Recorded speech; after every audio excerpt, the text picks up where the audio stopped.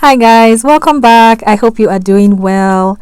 I wanted to make a video on preservatives. I get asked a lot of questions on preservatives, when to use one, the types of preservatives. So I wanted to share this video and I hope you find this helpful. I'm going to go over some preservatives that I use and just some rules and tips for preservatives in general. So I hope you find this video helpful. So let's jump right in.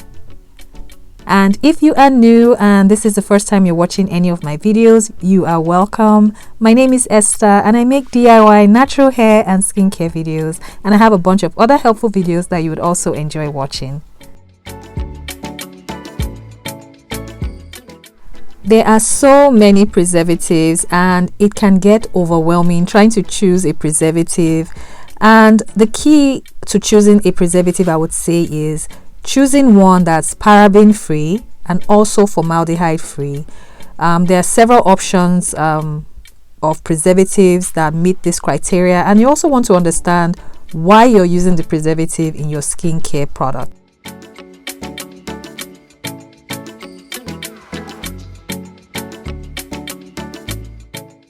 So if you're making products for sale and they are water-based or they will come in contact with water, then you definitely need a preservative. If you're making your products like your DIY products at home and you don't want to use a preservative, the thing is you're going to have to make a very tiny batch that you can use up in a couple of days, and that you would have to put in your fridge. But for sale, I would recommend using a preservative.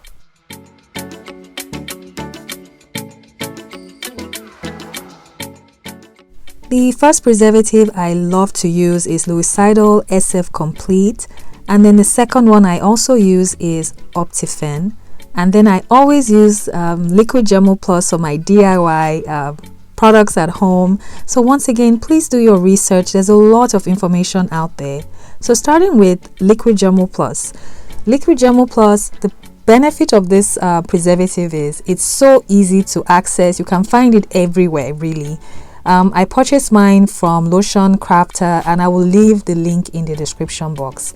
So when using this preservative, do realize that it's not a natural preservative, but it is broad spectrum and it is paraben free. So of course it is heat sensitive.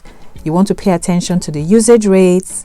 So just wherever you purchase from, pay attention to the guidelines. I love to use this in my lotions. I love to use it in my face washes, my body washes, and pretty much any liquid based product I love to use. It's so easy to use and I typically use it at a rate of 0.5%. It's also important to use it at the correct pH range, so that way it can be effective. If you use it outside of the pH range, your preservative will not be effective. So that is very important. The next preservative I love using is Lucidal SF Complete. This is a completely natural preservative. There are other variations of Lucidal, but you want to choose the one that says complete. So this one is amazing to use. I like to use this especially in my scrubs. I use it in my lotions. I use this for my products that I sell. I like the fact that it's natural. I like the fact that it's broad spectrum. So basically it's able to fight against bacteria, mold and yeast. So it includes everything. So basically any product that you're not going to be adding water to it, like your face oils, hair oils, your body butters, hair butters, even your scrubs, you typically do not have to use a preservative in those types of products. But for scrubs, I do make an exception, especially the ones that I'm going to sell. I do add a preservative. If I'm using the scrubs at home for my personal use, I can go without adding a preservative. I'm just careful when using it and I do not introduce any water into that scrub. The next preservative I enjoy using is Optifen. Optifen you can find in a lot of places. I like to use it in mostly my scrubs and lotions, but the beauty of this preservative is you can use it in both water and non-water based products. It's a combination of two preservatives. and it makes it broad spectrum. You want to pay attention to the usage rates always, and also the pH.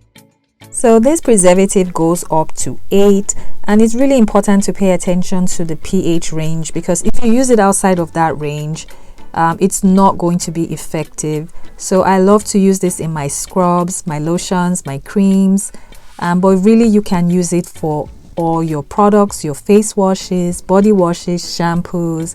It is effective in all those products.